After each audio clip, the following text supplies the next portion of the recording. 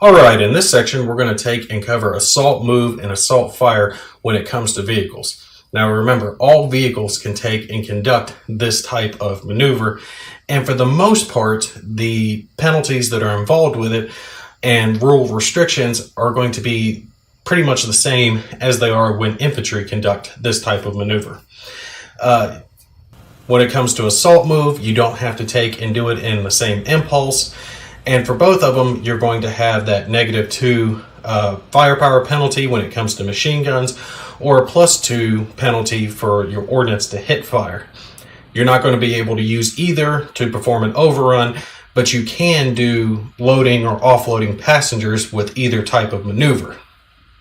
Just like with infantry, an assault fire must be performed all in the same impulse, and you're not able to take and use it to perform op fire.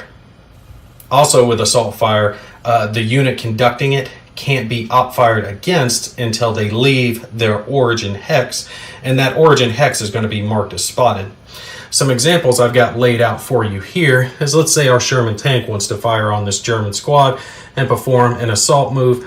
They can spend up to half their movement point allowance and then conduct an assault move.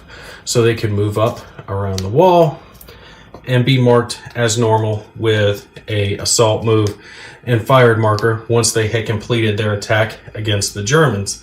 If they started in that position, they could do the same thing as an assault fire on them and then move out of the hex. And again, they couldn't be op fired against until they had left their origin hex. Now remember, that origin hex is going to be marked as spotted, so let's say they started in degrading terrain up here, where it's going to matter.